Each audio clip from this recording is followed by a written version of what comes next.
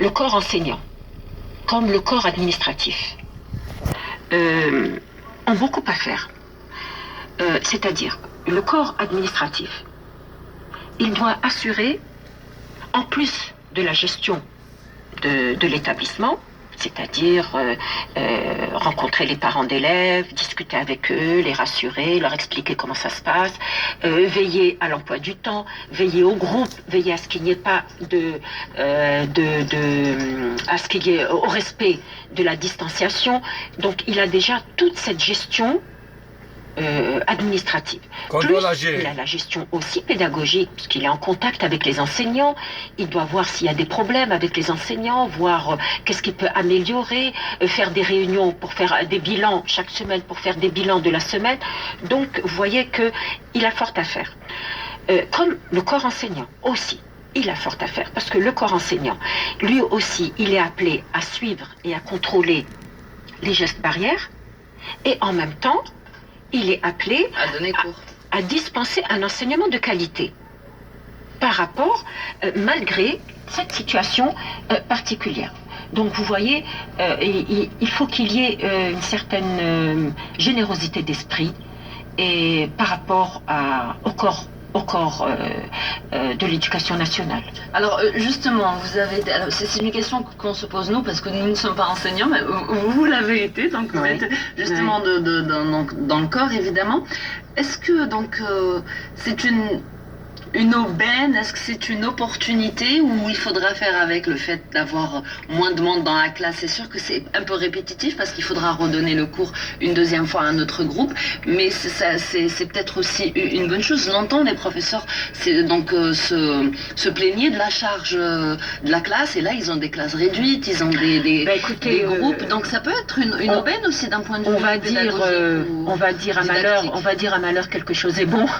C'est vrai que les professeurs trouvent qu'avoir entre 20 et 24 élèves par classe, c'est vraiment, sur le plan pédagogique, l'idéal. Parce que ils sont d'abord beaucoup plus calmes, et ils sont à l'écoute, les enseignants aussi. Le vrai école, c'est 24. Dans une discipline vraiment qu'on constate en classe, c'est vrai, mais je pense que redonner, ce n'est pas si répétitif que ça. 60, 65, 45, 46, ça c'est pas du tout. Je crois que toute cette longue absence, c'est un plaisir de le dispenser. Et puis quand on a les bonnes conditions par rapport à ce que nous avions connu les années précédentes, je crois que les élèves sont très contents et se retrouvent, les enseignants aussi, parce que là, ils arrivent déjà, quand vous avez... à maîtriser la classe. Maximum 24, vous arrivez parfaitement à connaître vos élèves déjà très tôt, et vous arrivez les petits problèmes, quels qu'ils soient d'ailleurs, problème de retard ou problème affectif. Donc je trouve qu'au contraire, c'est une très bonne chose. C'est normal. Bien sûr, nous estimons que c'est provisoire et que nous espérons le provisoire qui dure. Un retour à la normale très bientôt, Inch'Allah. Alors, Inch'Allah, justement, le constat que vous faites, vous, est un peu différent du constat que font certains syndicats ou certains enseignants, donc qui évidemment ils sont pas là pour parler des trains qui vont à l'heure, donc ils vont plus parler de l'école où il n'y aura pas application, ou l'école où on n'a pas mis un professeur. Et puis évidemment on salue justement ce dialogue permanent que vous avez d'ailleurs avec les partenaires sociaux. D'ailleurs même hier vous les avez appelés donc le ministre, en organisant donc sa réunion, a appelé les partenaires sociaux à évaluer avec vous donc le degré d'application du protocole sanitaire. C'est dire que donc les partenaires sociaux, ce sont des partenaires. Ce sont des partenaires sociaux.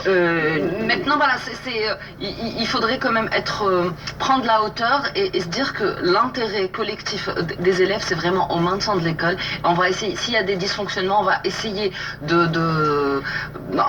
d'y remédier au niveau local et maintenir la cadence nationale qui est à l'ouverture, à la dispensation des cours. C'est ce qu'il faut faire, c'est ce qu'on n'arrête pas de le répéter, c'est l'intérêt général d'abord. Il faut voir l'intérêt général et non pas son intérêt personnel.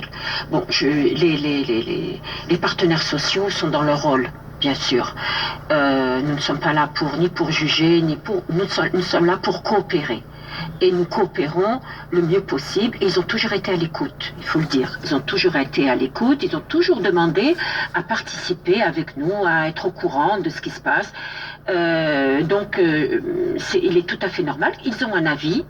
Nous en discutons, puis chacun donne, c'est un débat perpétuel déjà. Avec vous prenez compte, ce que je veux dire, c'est que vous prenez compte un peu des réflexions qui bien sûr, parce que souvent ce sont des réflexions qui viennent du terrain. Donc nous on prend compte, on vérifie bien sûr, on vérifie d'abord la réalité et puis la faisabilité. Mais c'est pour ça que nous les appelons partenaires, parce qu'il y a un échange.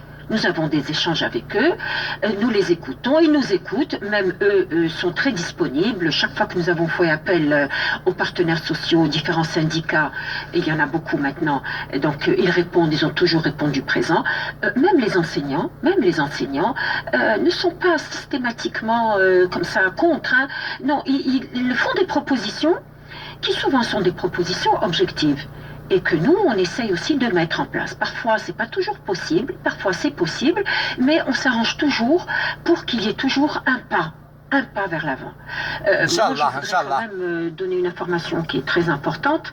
Il faut savoir que voilà, les chefs d'établissement, les établissements d'une manière générale, vont avoir une subvention de 50 000 dinars. C'est une subvention spéciale. Il y a de l'enseignement pour couvrir les dépenses des achats concernant la protection sanitaire. Voilà. Donc ça, c'est déjà, vous voyez, un grand pas qui est fait pour justement, pas de gel, pas de ceci, pas de bavette, justement pour qu'on puisse prendre en charge, parce que ça va aller jusqu'au mois de juin. Donc, 50 000 dinars par mois? J'ai l'information de 50 000 dinars. On va commencer déjà par ça. 50 000 dinars, c'est déjà énorme. Ça permet de